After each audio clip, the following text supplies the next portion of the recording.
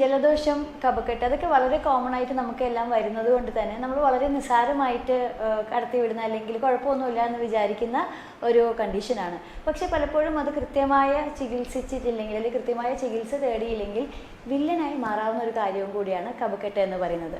അതിനെപ്പറ്റി വളരെ വിശദമായിട്ട് ഇന്ന് നമ്മളോട് സംസാരിക്കുന്നത് തൃശ്ശൂർ അശ്വിനി ഹോസ്പിറ്റലിലെ സീനിയർ കൺസൾട്ടൻറ്റ് പൾമനോളജിസ്റ്റായ ഡോക്ടർ ദിനേശാണ്. നമസ്കാരം ഡോക്ടർ. ഞാൻ പറഞ്ഞതുപോലെ തന്നെ നമ്മൾ വളരെ നിസ്സാരമായിട്ട് കാണുന്ന ഒരു കാര്യമാണ് കഫക്കെട്ട് ഉണ്ടെങ്കിലും ജലദോഷം ഉണ്ടെങ്കിലൊക്കെ. കൃത്യസമയത്ത് ചികിത്സ തേടിയിട്ടില്ലെങ്കിൽ എന്തൊക്കെയാണ് ഈ ഒരു അസുഖത്തിൻ്റെ അല്ലെങ്കിൽ കഫം എന്ന് പറയുന്നതിൻ്റെ ഒരു കോംപ്ലിക്കേഷൻസ് എന്ന് പറയുന്നത്? ആക്ച്വലി കഫക്കെട്ടെന്ന് വെച്ചാൽ നമ്മൾ ഉദ്ദേശിക്കുന്നത് ചെറുപ്പക്കാരിൽ കൂടുതൽ കാണുന്നത് ആസ്മ എന്നുള്ള അസുഖമാണ്. പക്ഷേ നമ്മൾ പ്രായമായ ആൾക്കാർ പോകുമ്പോഴത്തേക്കും പുകവലി മൂലമുണ്ടാകുന്ന ശ്വാസതടസ്സത്തിൻ്റെ COPD എന്ന് പറയും അതിന്. ആക്ച്വലി അതിൽ ആസ്മയാണ് കൂടുതൽ കുട്ടികളിൽ കാണുന്നത്. വളരെ അപൂർവമായിട്ട് അത് പ്രായമാകുമ്പോഴത്തേക്കും ആദ്യത്തെ തവണ അപ്പിയർ ചെയ്യാറുണ്ട്. അതിൽ സാധാരണ എല്ലാം തുടങ്ങുന്നത് വളരെ കുട്ടിക്കാലത്താണ്. അത് നമ്മൾ ചികിത്സിക്കുകയാണെങ്കിൽ 100% അതിനെ നിയന്ത്രിച്ച് നിർത്താനും ഒരു പരിധിവരെ അതിന് 100% തുടച്ചു മാറ്റാനും നമുക്ക് സാധിക്കും. തുടക്കത്തിൽ നമ്മൾ ചെറുപ്പക്കാർക്കാണ് ഈ അസുഖമെന്ന് ഞാൻ കൂടുതൽ പറഞ്ഞല്ലോ. അതായത് ഗ്രോയിങ് ഏജിലുള്ള കുട്ടികൾക്കാണ്. നമ്മളത് നിയന്ത്രിച്ച് നിർത്തിയില്ലെങ്കിൽ, ആ കാലത്ത് നിയന്ത്രിച്ച് നിർത്തിയില്ലെങ്കിൽ അവരുടെ വളർച്ചയെ ബാധിക്കും. അത് ഒരു കാലത്തും നമുക്ക് തിരിച്ചു കിട്ടത്തില്ല. നമ്മുടെ സമൂഹത്തിലൊരു തെറ്റായ ധാരണയുണ്ട്, ഒരു പരിധി കഴിഞ്ഞാൽ ഇതങ്ങ് വിട്ടുപോകുമെന്നുള്ളത്. ഒരു പരിധിവരെ ഞാനത് സമ്മതിക്കുന്നുണ്ട്. പക്ഷേ ആ സമയത്ത് ഇങ്ങനെ നമുക്ക് ശ്വാസം മുട്ടലും കഫക്കെട്ടും വന്നുകൊണ്ടിരുന്നാൽ അത് അവരുടെ വളർച്ചയെ ബാധിക്കും. ഞാൻ നേരത്തെ പറഞ്ഞത് അത് ഒരു കാലത്തും തിരിച്ചു കിട്ടത്തില്ല. നമ്മളെ സംബന്ധിച്ചോളം പഴയ കാലം പോലെയല്ല, വളരെ ഫലപ്രദമായ ചികിത്സ ഇന്നത്തെ കാലത്ത് ലഭ്യമാണ്. ടാബ്ലറ്റ്സ് മാത്രമല്ല, ഇൻഹേലർ, നെബുലൈസേഷൻ, അങ്ങനെ തുടങ്ങി ഇമ്മ്യൂണോ തെറാപ്പി, ഇങ്ങനെ പല ടൈപ്പ് ചികിത്സയും ഇന്ന് ലഭ്യമാണ്. അതുപോലെ തുടക്കത്തിൽ കണ്ടുപിടിക്കാനും നമുക്ക് പഴയതുപോലെയല്ല, വളരെ എളുപ്പത്തിൽ സാധിക്കുന്ന കാലമാണ്. അതുകൊണ്ട് യാതൊരു കാരണവശാലും അത് അവഗണിക്കാതെ പോകരുത്. കാരണം നമുക്ക് പിടിച്ചു നിർത്താവുന്ന ഒരു അസുഖമാണ്, തുടച്ചു മാറ്റാവുന്ന, ഒരു പരിധിവരെ തുടച്ചു മാറ്റാവുന്ന അസുഖമാണ്. അതുകൊണ്ട് എപ്പോഴും നമ്മൾ ജാഗ്രതയായിരിക്കണം അക്കാര്യത്തിൽ. സോ ഡോക്ടർ, ഇപ്പോൾ ഈ പറഞ്ഞ മാതിരി ഇപ്പം എന്താ പറയുക, അലർജി കാരണം ജലദോഷവും കഫക്കെട്ടും വരാം, അതുപോലെ തന്നെ ക്ലൈമാറ്റിക് ചേഞ്ചസ് കാരണം വരാം. ഈ ഒരു അവസ്ഥ അല്ലെങ്കിൽ ഒരു ആസ്മയിലേക്ക് പോകുന്നുണ്ടോ, അല്ലെങ്കിൽ ഈ പറഞ്ഞ മാതിരി COPDയിലേക്കൊക്കെ പോകുന്നുണ്ടോ എന്ന് നമ്മൾ സംശയിക്കേണ്ട ലക്ഷണങ്ങൾ എന്തൊക്കെയാണ്? അതായത് ഞാൻ പറഞ്ഞ ഏറ്റവും നമ്മൾ പരിശോധനയും ലാബ് ടെസ്റ്റിനേക്കാളും ഏറ്റവും പ്രധാനം നമ്മൾ പേഷ്യൻ്റുമായിട്ടുള്ള ഇൻ്റർവ്യൂവിൽ കൂടിയാണ് നമ്മൾക്കത് കണ്ടുപിടിക്കാൻ പറ്റുന്നത്. വളരെ തുടക്കത്തിൽ തന്നെ. തുടക്കത്തിൽ കണ്ടുപിടിക്കല്ല, ആദ്യം സംശയിക്കുക, പിന്നെ സ്ഥിരീകരിക്കുക. ഏറ്റവും നല്ലത് നമ്മൾ പേഷ്യൻ്റുമായിട്ടുള്ളൊരു ഇൻ്റർവ്യൂ കൂടി മാത്രമേ അത് സാധിക്കത്തുള്ളൂ. അത് കഴിഞ്ഞാൽ പിന്നെ അടുത്ത ഇതെന്ന് വെച്ചാൽ ഈ പറഞ്ഞ പോലെ ശ്വാസം മുട്ടൽ മാത്രമല്ല, അത് ഈ പൊടി തട്ടുമ്പോൾ അല്ലെങ്കിൽ കാലാവസ്ഥ വ്യതിയാനം വരുമ്പോൾ ഇങ്ങനെയൊക്കെ അത് അപ്പിയർ ചെയ്യാം. അപൂർവം ചിലർക്ക് വരുന്നത് ആഹാര സാധനങ്ങൾ കൂടി വരാം, ഒരു പർട്ടിക്കുലർ ആഹാര സാധനം. ഇപ്പോൾ ഏറ്റവും കൂടുതൽ നമ്മൾ കാണുന്നത് പേഷ്യൻസ് ചോദിക്കുന്നത് പാല് കഴിക്കാവോ, തൈര് കഴിക്കാവോ എന്നാണ്. അതെങ്ങനെയോ നമ്മുടെ സമൂഹത്തിലൊരു തെറ്റായ ധാരണ വന്നുപോയി.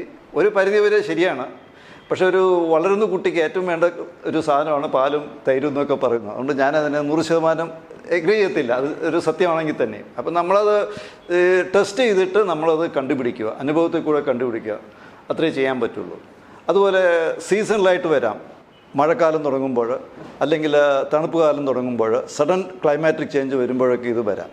അങ്ങനെയൊക്കെ നമുക്കത് സംശയിക്കാൻ പറ്റത്തുള്ളൂ. പിന്നെ സ്ഥിരീകരിക്കാമെന്ന് വെച്ചാൽ നമ്മൾ രോഗിയെ പരിശോധിക്കുമ്പോഴത്തേക്കും നമ്മൾ വീസിംഗ് എന്ന് പറയും. അതായത് മലയാളത്തിൽ പറയുകയാണെങ്കിൽ കുറുങ്ങൽ, അത് കണ്ടിട്ട് നമുക്കത് സ്ഥിരീകരിക്കാം. പക്ഷേ ഈ ആസ്മയുടെ ഒരു സ്വഭാവം എന്താണെന്ന് വെച്ചാൽ എപ്പോഴും ഒരുപോലെ നിൽക്കത്തില്ല.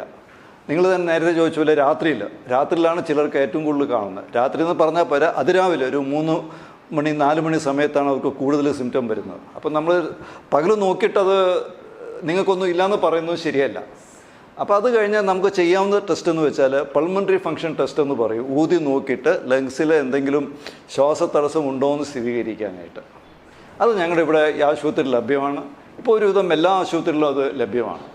എന്ന് മാത്രമല്ല, അത് ചെയ്യുമ്പോൾ നമ്മൾ വേറൊരു ടെസ്റ്റ് കൂടി ചെയ്യും. ഒന്ന് തടസ്സമുണ്ടോ എന്ന് നോക്കും. അത് കഴിഞ്ഞാൽ ഞങ്ങൾ മരുന്ന് കൊടുത്തിട്ട് നോക്കും, നെബുലൈസർ കൊടുത്തിട്ട് അത് പെട്ടെന്ന് മാറിപ്പോകുന്നുണ്ടോ എന്ന്. ആസ്മയുടെ ഒരു സ്വഭാവമാണ് പെട്ടെന്ന് മാറും അത് കൊടുത്തു കഴിഞ്ഞാൽ. നമ്മൾ ഇഞ്ചക്ഷൻ വയ്ക്കുന്ന പോലെ മാറാം. ഇപ്പോൾ രണ്ടാമത് ചെയ്യുമ്പോൾ നമുക്കതിൻ്റെ സ്വഭാവം കൂടി അറിയാൻ പറ്റും, മാറിപ്പോകുന്നുണ്ടോ എന്നുള്ളത്. അങ്ങനെയാണ് നമ്മൾ ആസ്മയെ സ്ഥിരീകരിക്കുന്നത്. പിന്നെ ഇത് കൂടാതെ പൊടിയോ ഭക്ഷണ സാധനങ്ങളോ അല്ല, നമുക്ക് പെർഫ്യൂംസ് വരാം, ചിലപ്പോൾ ഇൻഡസ്ട്രിയൽ പൊള്യൂഷൻ കൊണ്ട് വരാം, ചിലപ്പോൾ റെയർ എന്ന് പറയാൻ പറ്റില്ല, വീട്ടിൽ നമ്മൾ വളർത്തുന്ന പെറ്റ്സ്, പക്ഷികൾ, പട്ടി, പൂച്ച, ഇവരുടെ രോമം നമ്മുടെ ദേഹത്ത് കോണ്ടാക്ട് വരുമ്പോഴത്തേക്കും ചിലർക്ക് വരാം. അപ്പോൾ നമ്മൾ വളരെ ഒരു ഇൻ്റർവ്യൂ നടത്തിയാലേ നമുക്ക് ഇതൊക്കെ മനസ്സിലാകുന്നുള്ളൂ.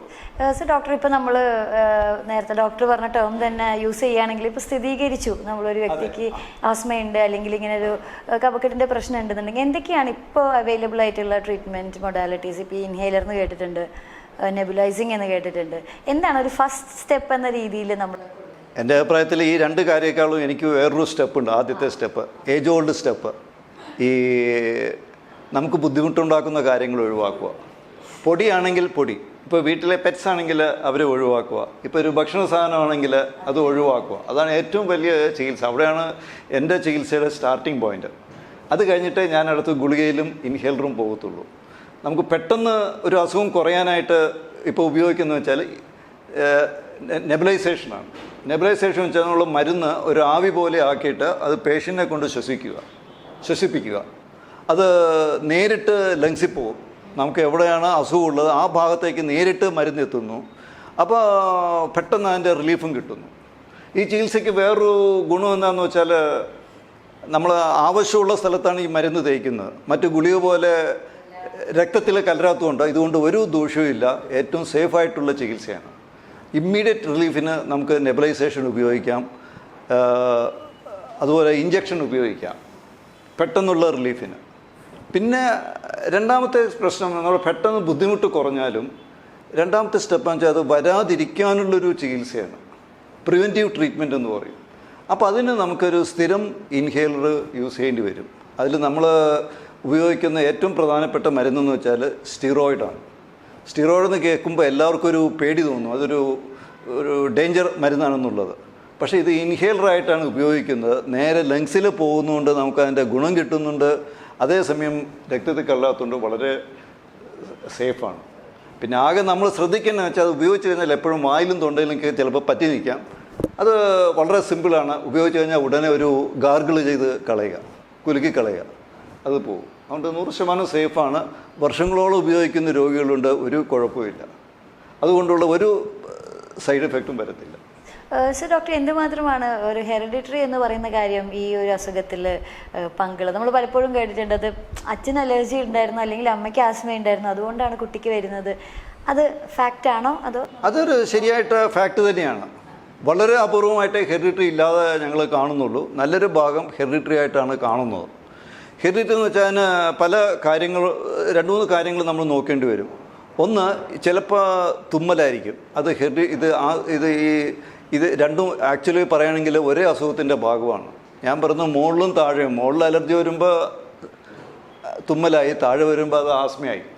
അപ്പോൾ രണ്ടും ഒരേ അസുഖത്തിൻ്റെ ഭാഗമാണ്. അല്ലെങ്കിൽ നമ്മുടെ വീടിൻ്റെ ഫസ്റ്റ് ഫ്ലോറും ഗ്രൗണ്ട് ഫ്ലോറും എന്നുള്ള പോലെയാണ് അത് പോകുന്നത്. അപ്പോൾ ചിലർക്ക് മാറി മാറി തലമുറകളിൽ മാറി മാറി വരാം. ചിലർക്ക് തുമ്മലായിരിക്കും, അടുത്ത ജനറേഷനിൽ പോകുമ്പോൾ ആസ്മയായിരിക്കും. അല്ലെങ്കിൽ നമ്മൾ എക്സീമ എന്ന് പറയുന്നത് സ്കിന്നെ ചിരങ്ങായിട്ടായിരിക്കും അത് മാനിഫെസ്റ്റ് ചെയ്യുന്നു. അപ്പോൾ ആസ്മയുടെ ഹിസ്റ്ററി മാത്രം നമ്മൾ നോക്കിയിട്ട് പോരാ, ഇതിൻ്റെ മറ്റ് മാനിഫെസ്റ്റേഷൻ കൂടെ നമ്മൾ നോക്കിയാൽ നമുക്ക് സ്ഥിരീകരിക്കാൻ പറ്റുള്ളൂ. So like as a doctor who have seen many patients and ഡോക്ടറിൻ്റെ ഒരു ഫസ്റ്റ് സ്റ്റെപ്പ് എന്ന് പറയുന്നത് അലർജി ഉണ്ടാക്കുന്ന കാര്യത്തിന് ഒഴിവാക്കുക എന്നുള്ളത് തന്നെയാണെന്ന് പറഞ്ഞു. എന്തൊക്കെയാണ് നമുക്കൊരു റുട്ടീൻ, ഒരു ജനറലൈസ്ഡ് കെയർ, ഇപ്പോൾ ഈ പറഞ്ഞ മാതിരി ഈ ഒരു ആസ്മ എന്ന കണ്ടീഷനിൽ എത്താത്ത എന്നാൽ ചെറിയ സിംറ്റമാറ്റിക് ആയിട്ടൊക്കെ പോകുന്ന പേഷ്യൻസ് ഉണ്ടാവുമല്ലോ, അവർക്കൊക്കെ ഒരു റുട്ടീൻ കെയർ എന്ന് പറയുന്നത് എന്താണ് അഡ്വൈസ് ചെയ്യാൻ പറ്റും? അത് നമ്മൾ ശ്രദ്ധിച്ചൊരു ഹിസ്റ്ററി എടുത്ത് പോകേണ്ടി വരും. അത് ഓരോ വ്യക്തി അനുസരിച്ച് ചേഞ്ച് ചെയ്ത് പോകും. നമ്മളിപ്പോൾ നിങ്ങൾ പറയുന്നതനുസരിച്ച് വീട്ടിലെ കാര്യങ്ങൾ മാത്രം പറയും, അല്ല, ജോലി സ്ഥലത്ത് എന്തൊക്കെയാണ് നമ്മൾ നോക്കണം. ചില ചിലർക്ക് ജോലി സ്ഥലത്തായിരിക്കും ഒരു ക്ലറിക്കൽ ഓഫീസ് സ്റ്റാഫ്. ഇപ്പോൾ അത് കുറവാണ്, കമ്പ്യൂട്ടറൈസ് ഉണ്ട്. പഴയ കാലത്തൊരു ഫയൽ എടുക്കുമ്പോഴത്തേക്കും നമ്മൾ പറയുന്ന പോലെ സർക്കാർ ഓഫീസിലെ ഫയൽ എടുക്കുമ്പോൾ തന്നെ തുമ്മൽ തുടങ്ങി അത് കെട്ടിക്കിടക്കുന്ന ഒരു സാധനമാണ്. അപ്പോൾ ആ ഒരു കാര്യം കൂടെ നമ്മൾ നോക്കണം. ജോലി സ്ഥലത്ത് ഇപ്പോൾ കുട്ടികളാണെങ്കിൽ സ്കൂളിൽ നമ്മളെപ്പോഴും നോക്കണം. ഈ നോക്കണമെന്ന് പറഞ്ഞാൽ ശരിക്കും അതിന് പറയുന്നത് നമ്മൾ പേഷ്യൻസിനെ മാത്രം വിശ്വസിച്ചാൽ പോരാ. ചിലപ്പോൾ ഡോക്ടർ വീട്ടിൽ പോയിട്ട് നോക്കണമെന്നാണ് പറയുന്നത്. അവരുടെ കിടപ്പുമുറിയിൽ എന്തെങ്കിലും ഉണ്ടോ, പഴയ സാധനങ്ങൾ കുന്നുകൂട്ടി വെച്ചിട്ടുണ്ടോ, അങ്ങനെയൊക്കെ ചിലപ്പോൾ വരാം. അപ്പോൾ അതുവരെ നമ്മൾ കെയർഫുള്ളായിട്ട് ചെയ്യണം. ഹിസ്റ്ററി എടുത്താൽ മാത്രം പോരാ, ചിലപ്പോൾ പോയി നോക്കുകയും വേണം. അപ്പോൾ വീട് മാത്രമല്ല, ജോലി സ്ഥലം നോക്കണം. പിന്നെ നമ്മൾ എവിടെയെങ്കിലും റിക്രിയേഷനോ ആക്ടിവിറ്റിക്ക് പോകുന്ന സ്ഥലത്ത് എന്തെങ്കിലും ഉണ്ടോ എന്ന് നോക്കണം. ചിലപ്പോൾ ആൾക്കൂട്ടത്തിൽ ഒരു പെർഫ്യൂംസ് അടിക്കുന്നതായിരിക്കും വരുന്നത്, നമുക്കൊന്നും ചെയ്യാൻ പറ്റില്ല. സോ ഡോക്ടർ, നമുക്ക് ഓൾ ഓഫ് എസ് ലൈക്ക് ഒരു ഭൂരിഭാഗം ആൾക്കാർക്കുള്ളൊരു ടെൻഡൻസിയാണ് ട്രീറ്റ്മെൻറ്റ്സ് പോസ്റ്റ്പോൺ ചെയ്ത് വെക്കുക എന്നുള്ളത്. നാളെ ആവട്ടെ, കുഴപ്പമില്ല, മാറിക്കോളും എന്നൊക്കെയുള്ളൊരു തോന്നല്. എന്തൊക്കെയാണ് ഈ ഒരു ആസ്മ എന്ന് പറയുന്ന കണ്ടീഷൻ ഓൺ ടൈം ട്രീറ്റ്മെൻറ്റ് എടുത്തിട്ടില്ലെങ്കിൽ, അതല്ലെങ്കിൽ ഇപ്പോൾ ഇൻഹേലർ സജസ്റ്റ് ചെയ്തിട്ടുള്ള ഒരു പേഷ്യൻ്റ് ആണെങ്കിൽ അത് യൂസ് ചെയ്തിട്ടില്ലെങ്കിൽ വരാവുന്ന കോംപ്ലിക്കേഷൻസ് എന്ന് പറയും? അല്ല, കോംപ്ലിക്കേഷൻ എന്ന് വെച്ചാൽ നമ്മുടെ ഈ രണ്ട് കാര്യങ്ങളുണ്ട്. ഒന്ന്, നമുക്ക് ആസ്മ എന്ന് വെച്ചാൽ നമ്മുടെ ബുദ്ധിമുട്ട്, ഒരു ശ്വാസം മുട്ടൽ വരുന്നു.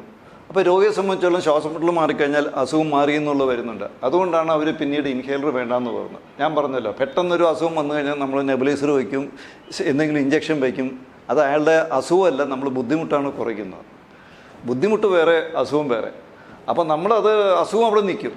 നിന്നാൽ എന്താ സംഭവിക്കുന്നത്? ചെറിയ തോതിലുള്ള ശ്വാസം മുട്ടലും ചുമയും വന്നുകൊണ്ടിരിക്കും. അതിൻ്റെ ലങ്സിന് ഡാമേജ് വരും. ഡാമേജ് വെച്ചാൽ വളരെ ചെറിയ ഡാമേജാണ്, അത് നമ്മൾ അറിയത്തില്ല. ഒരു പരിധി കഴിയുമ്പോഴായിരിക്കും നമ്മൾ അറിയുന്നത്. അപ്പം നമുക്ക് വേറൊന്നും ചെയ്യാൻ പറ്റില്ല. ആ സമയത്ത് ലങ്സിന് വന്ന ഡാമേജ് പെർമനൻ്റായിട്ട് നിൽക്കും. അതുകൊണ്ട് എപ്പോഴും അത് ചികിത്സിക്കണം. ഞാനിപ്പോഴും അത് എടുത്തു പറയുന്നത് വെച്ചാൽ രോഗവും രോഗലക്ഷണവും രണ്ടും രണ്ടായിട്ട് എടുക്കണം. So doctor, like in course of this interview ഒരുപാട് ചെറുതെങ്കിലും വലിയ ആശയങ്ങൾ ഡോക്ടർ ഓൾറെഡി ഷെയർ ചെയ്ത് കഴിഞ്ഞു. എന്നിരുന്നാൽ തന്നെയും എന്താണ് ഒരു മെസ്സേജ് ആയിട്ട് പബ്ലിക്കിന് കൊടുക്കാനുള്ളത് ഈ ഒരു രോഗാവസ്ഥയെക്കുറിച്ചിട്ട്? അപ്പോൾ ഒരു കൺക്ലൂഡ് ചെയ്യാനായിട്ട് എനിക്ക് പറയാനുള്ളതെന്ന് വെച്ചാൽ, ആസ്മ എന്ന് പറയുന്നത് വളരെ കോമൺ ആയിട്ട് കാണുന്ന ഒരു അസുഖമാണ്. അത് തുടക്കത്തിൽ നമ്മൾ കണ്ടുപിടിക്കുകയാണെങ്കിൽ, അത് ഡോക്ടർ നിർദ്ദേശം അനുസരിച്ചുള്ള ചികിത്സ ചെയ്യുകയാണെങ്കിൽ അത് 100% നമുക്ക് നിയന്ത്രിച്ച് നിർത്താം. ഒരു പരിധിവരെ കംപ്ലീറ്റ് മാറ്റി നിർത്തുകയും ചെയ്യാം. മരുന്നുകൾ മാത്രമല്ല അതിന് പ്രധാനം. ഞാൻ നേരത്തെ പറഞ്ഞ പോലെ അതിന് രോഗം കൂട്ടുന്ന കാര്യങ്ങൾ, പൊടി, ചില ആഹാര സാധനങ്ങൾ, അല്ലെങ്കിൽ പെറ്റ് ആനിമൽസ്, അല്ലെങ്കിൽ ജോലി സ്ഥലത്തോ വേറെ ഇതുണ്ടാക്കുന്ന നമുക്ക് ബുദ്ധിമുട്ടുണ്ടാക്കുന്ന കാര്യങ്ങൾ നമ്മൾ ഒഴിവാക്കുകയും വേണം. അങ്ങനെയാണെങ്കിൽ അത് 100% നമുക്ക് വിജയപ്രദമായ ചികിത്സ ചെയ്യാൻ പറ്റും. So thank you so much, doctor, for sparing your very valuable time. Thank you so much.